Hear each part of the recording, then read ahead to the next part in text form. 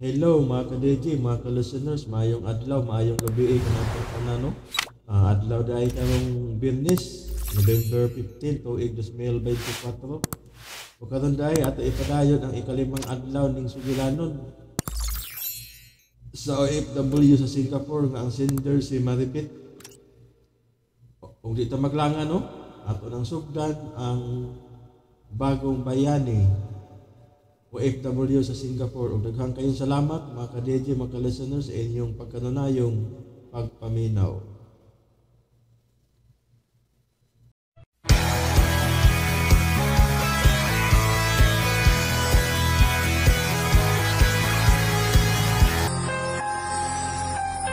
Managlahi ang ilang kasaysayan. May kalipay, Nakahuman ka na og eskwela, anak. Mahimo na kong anak na manginapuhi sa Pilipinas. may kasakit, Napagi ko diri, ma. Bakit ko kaimpag diri? kasarangan nga kasinatiya. Naloy diri kong lab. Sure ka? Magkasalata, ha? Nagkadaiyang kasaysayan sa pagpanimpad sa gawas sa nasib. Sa atin mga overseas Filipinos, napakalaki ang tulong ninyo sa paglago ng ating ekonomiya. Ngayon naman, Ilang gikaway-kaway ang bandera sa Pilipinas. Para naman po sa ating mga OFWs, patuloy natin palalawakin ang RMN Drama presents We owe the entire nation a debt of gratitude to the OFWs. Bagong Bayani. Tulumanon niya naghatag og tingog sa mga OFW. Tinuod nga mga kaagi sa ato mga bagong bayani, nga gihimuan og drama sa radyo. Pinaagi sa panuwat ni Marvin Sanchez Caballero, sa direksyon ni Cecilia Cabrera. Music Randy Tayan. Soundman Aldwin Nacorda. Recording editor Lloyd Gapiana. Kinasing-kasing nga dalit kaninyo sa RMN Drama.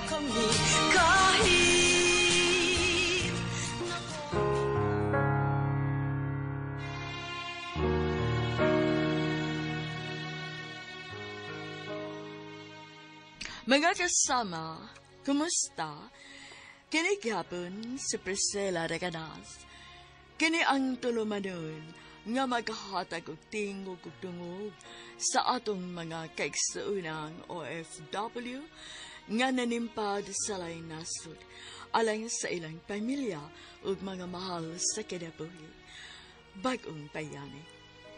Padayon ta karon ang suwa tampo nga gipadagikan sa atong suking tipaminaw nga nagpatawag sa nga Maripet.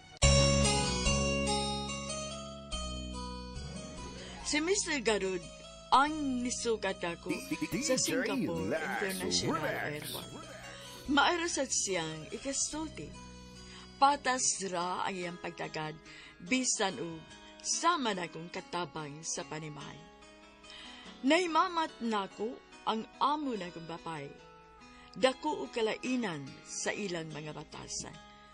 May anak sila nga 11 anyos sad. Medyo idara na sila si Sir ug si Ma'am. Samtang ang kusinirang kabayan ranako. Usa-usab kini kabisaya. Bawal mi mukaon kung wa pa mi mahuman ang among kitrabaho. May higayon nga ato kumukaon sa isikreto o gahatag ni Day Rolaida nga pagkaon sud sa CR aron dili makita ni Mrs. Ra. Unya sa among parisulti usa kay gayon ni ana ni Day Rolaida. Bugo gid kay ba? Gahi gid kay pasabton. Lisod po di ay siya pangutok day, no? Iyang pagbuot ra may gusto yung matuman. Nakadesisyon ako. Ako na lang gid siyang buwagan sa hingpit, Day Rolaida. Unsa day? Mao ni nakabot ni mong desisyon. O, Day. Di ka po'y nagkikos iyang batasan nga way kausaban na yun. Mas disamot pa gani. Day Maribeth. Karon gani, ang ako na sang igsuon mo yung gikontrahan.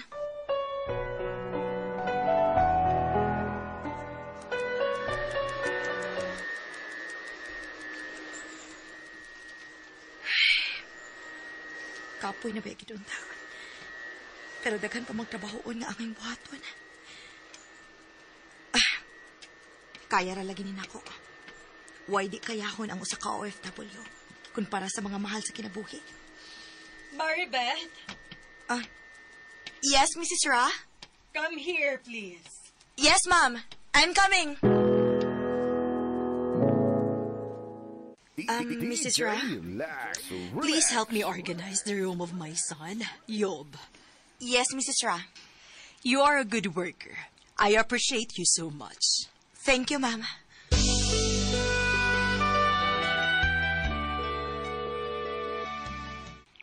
Hello, Ate Maribeth?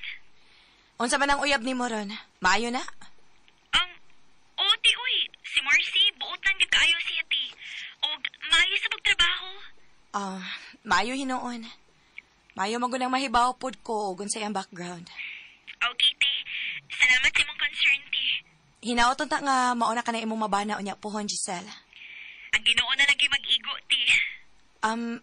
Tuod ay magpadaday unya kog kwarta ha, Giselle. Palihog lang unya kog kuha. Sige, ti. Ang natigom na ko, ako nag-deposit, ti, o anam-anam sa bangko. Under sa kong pangan. Salamat, Giselle. Labihan na biya kayong sukuan ni Kuya Robert, ti, ay. Ay da, pasag din na siya, uy. Wala gyud ko'y kaluoy anang tawhana. Nagsige lagi ko nung kagpadana ko. Pero niya ko nung imong bana, gipasagdan na lang ko nung nimo. Wa man kasi maghimo og dili maayo ninyo diha. O, wa man sa ninuon, ti. Dangop din des barangay ha kung magbinuang. Ipadakop gid para mo tagam. Ote, Kabagka bigid og naong anang Kuya Robert nimo eh. lagi, ti. Sige na, Giselle. Kuhaon niya ang kwarta nga akong gipadam. Palihog lang ko, ha? Okay, te. Magpakuyag niya ko, Marcy. Akong uyab, di ba? Lagi. Sige. Amping mo diha.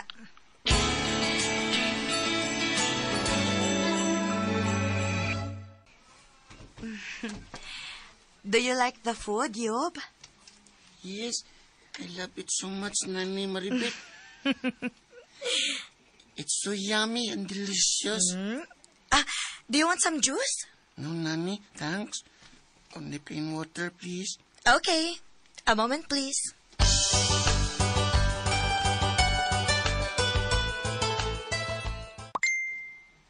Naichat ki ka ni Papa Macario. Palihog, tawag dayon kung dili ka busy. Importante kaayo. Emergency. Ay, Ginoo ko. Gikulbaan na ba ko na? Nga naman ka.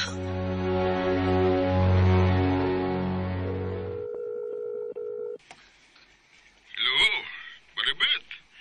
Salamat kay nadawag ka dayon. Pa, unsa may nahitabo diha pa? Papasad, oy, ayaw ko pa kuyawigod pa. Pastilan, ang imong manghod, si Giselle. Wa naman maulit din isbay. Unsa? Ginoo ko.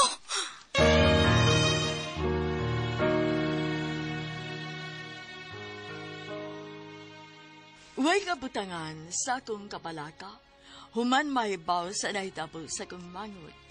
Sa sinugdan, nagtuulan ko o kauban ni Jessa ang iyang uyab nga giganlag Marcy.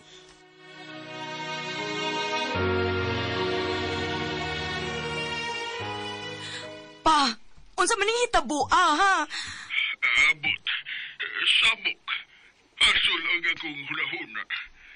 Niadtong gaging adlaw pa nga, wa mauli nga resabay si Giselle. Tingalig to aras siya ang uyab nga ginganan og Marcy pa. Gikasulti naman ako ang iyang uyab. Wa magkuno. Ginoo ko. Ato ni aging adlaw para ba ko nagpadahag kwarta nga gipakuha na ko ni Giselle pa. Og nag-ingon siya nga magpakuyog ko na siya siyang uyab. Ni Marcy lagi ko no. Kung mao ka na, gusto ginayang pamahayag nila ni Makoy o Rupert sa mga pulis nga nakita nila niya itong adlaw si Jessa nga kauban si Marcy. Unsa? Di gusto niya naman sa mga tinugyanan sa balaod ang ginganlan og Marcy. Siya mo ay primary suspect karon sa pagkahanaw sa manghod ni mo, Maribeth. Pa, gusto kong ikasulti ka ng ginganlan og Marcy. Sige. O niya, mo adto ka sa presinto, ha? Muadto ko. Istoryahon ako ang investigador. Pa, si Giselle pa. Patug-anak ka ng Marcy kung unsay ang gibuhat sa kumanghod, ha? O sa kwarta nga dani ini atong higayuna. The number you have dialed is either unattended or out of coverage area. Please try your call. Nahadlok ko, day. Tingali kipatay niya ang kumanghod, day, Rolaida. Ala, simba ko in taon. Ipalayo in taon ng hitabua. Kabala ka o kahadlok mo akong gipati karon alang sa kumanghod, day. Day, kalma lang, ha? Kalma lang yun. Relax. Ayaw palabi sa imong gibati nga kaguon. Day, di. Dili ko mahibutang hang tugi ikita na ko nga kumanghod. Ana, natingali ko higayuna mahilo na, day, Rolaida.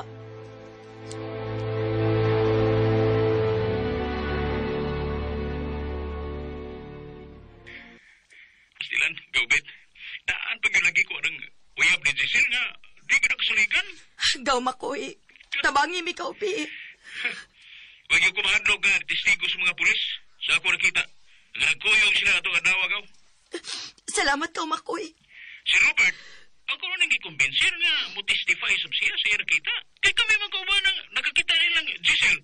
O, nilang ginganan o Marcy nga nagkuyong sila. Ginteresan gid sa maong tao ang kwarta. Nga diha anang higayuna sa mga kamot ni Giselle kao. Anak ginagaw. Malayan papagod. Ayop siya kao. Salbahe siya. Karong adlaw. Saka na siya kaso. Giisip na siya karong suspect. Gikan sa pagka-person of interest. Makiksulti sa kong Robert kao, makoy. Ang yun akong mutistigo sa sisiyang nakita ito adlaw. Aron mas bugat pa ang kaso nga tubangon ni Anang Marcy.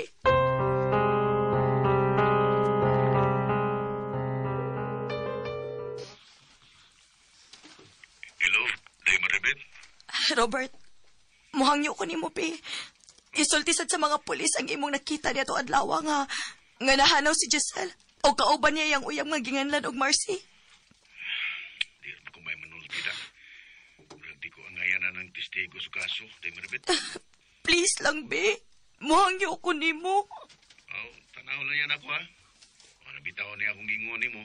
Ang kwarta nga imong gipada kang Giselle. Atur ka pa na paingon siyang uyab. Natanawa ni Rono. Ang problema anay kung gipatay niya si Giselle o gitaguan ng patay niya ni Lawas. Dili, Robert. Ipalayo lang utak ka na way tapos akong manghod.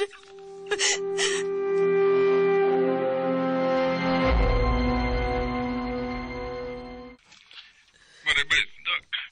Diya si Marcy. Inabiga siya. May pagtugod ko sa hipi o sa investigator sa kaso ni Giselle. Oo pa. Salamat pa. Hello, Marcy. Ate, ako si Marcy. Uyab ni Giselle. Dong palihog lang dong, be.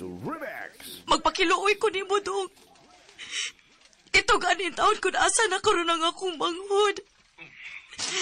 Kung sa may gibuhat ni mo niya. Ha? Ate, may gibuhat ko daw tayo, Giselle. Mahal ko siya. Doon ay mga nakakita nga nagkuyog mo anang adlaw nga nahanaw si Giselle. Gikuyogan ako siya nga nakuha sa kwarta nga gipada ko nun mo. Kuyog pagkari na yung pangaon sa fast food. Una pagkahuman sa kaibigan.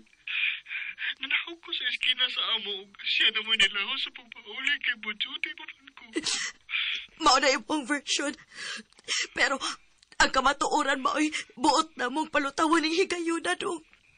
Maong muhagyo ko ni mo, palihog lang, sultis tinuod. Ati tinuod nga ako sa unfair kung mabilanggo ko nga.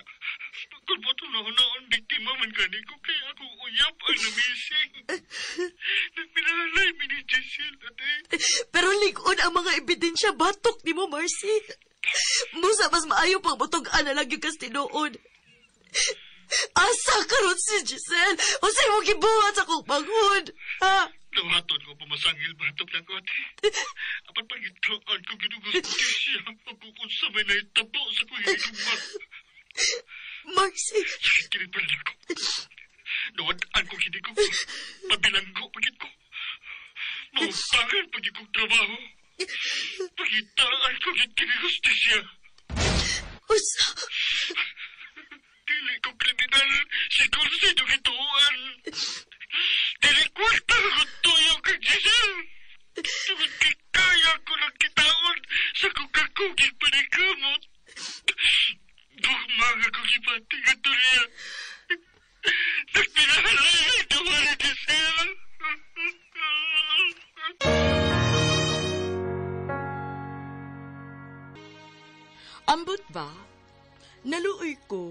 nga nagpaminaw ni Marcy nga nagbako gyud adtong higayuna, Priscilla.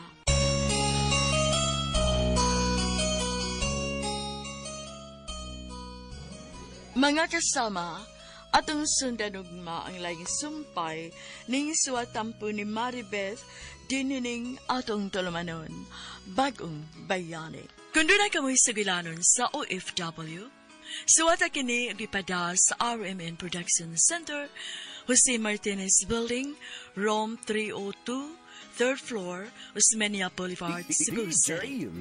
May musad nga inyo kining ipada sa DYHP Cebu, Broadcast Center, Capitol Site, Corner Iscario Street, and F. Ramos Extension, Cebu City. Og sa bagong email ad, bagongbayani_612@yahoo.com.ph. Kining sugilanon gisuwat sa radyo ni Marvin Sanchez Caballero. Ugubos sa direksyon ni Cecil Daniusos Cabrera. Spinner, Randy Tayat. Editor, Lloyd Gabiana. Soundman, Alduen Nacorda. Kini si Priscilla Daganas, sumiingon. Hangtod sa sunod kayon, daghang salamat sa inyong pagpaminaw.